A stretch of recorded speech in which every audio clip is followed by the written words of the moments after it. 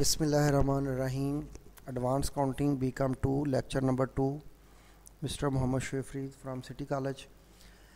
पहले लेक्चर में हमने कंसाइनमेंट की डेफिनेशन पढ़ी थी, कंसाइनमेंट की types of consignment, parties of consignment के बारे में पढ़ा था और इम्पोर्टेंट डॉक्यूमेंट्स के बारे में पढ़ा था। आज हमने जी पढ़ना है losses in consignment. There are two main types of losses in consignment. First of all है जी abnormal loss. It is that type of loss which is not natural and unavoidable. It arises due to abnormal factors or circumstances such as theft. जी not natural और unavoidable, इसका unavoidable इसका not natural का मतलब कि ये कुदरती नहीं है और ये अवॉइडेबल है, यानी हम इसको रोक सकते हैं। ये अब नॉर्मल फैक्टर की वजह से होता है। थेफ्ट हम रोक सकते हैं। Fire, pilferage, flood, earthquake, war, accident in transit, इस वजह से अब नॉर्मल लॉस होता है। यानी ये वो लॉस है जो हमारी लापरवाही की वजह से होता है, ड्यू टू आवर केयरलेसनेस। हम प्रिकॉशंस मेजर करके इसके ऊपर जो है वो कंट्रोल कर सकते हैं। उसके बाद है जी normal loss. It is that loss which is due to the nature of goods consigned. Such a loss is natural, unavoidable and inherent in the nature of goods sent on consignment. It arises due to such a reasons as loading and unloading, evaporation, leakage, breakage, drying, cutting the bulk material into smaller parts. यानी normal loss जो है वो product की nature के अंदर शामिल है।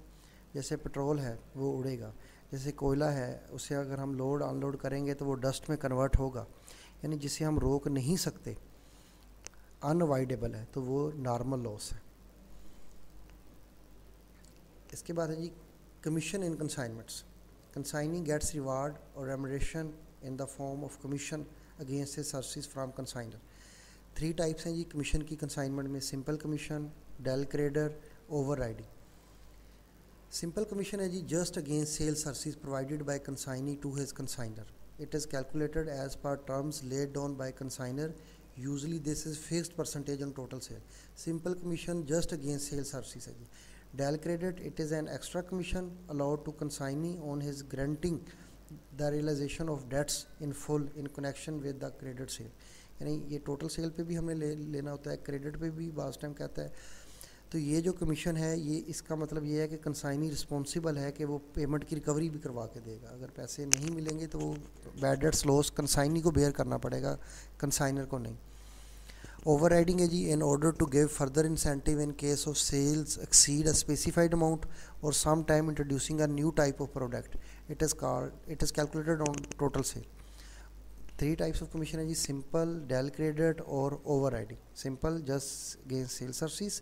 Del credit mean कि जो कंसाइनी है वो रिस्पॉन्सिबल है रिकवरी का, और ओवरराइडिंग मीन कि न्यू टाइप की प्रोडक्ट है जिसको सेल करना बहुत मुश्किल हो, उसकी नेचर डिफरेंट हो, लोग उससे यूज टू ना हो, उसके लिए भी हम ओवरराइडिंग कमीशन देते हैं।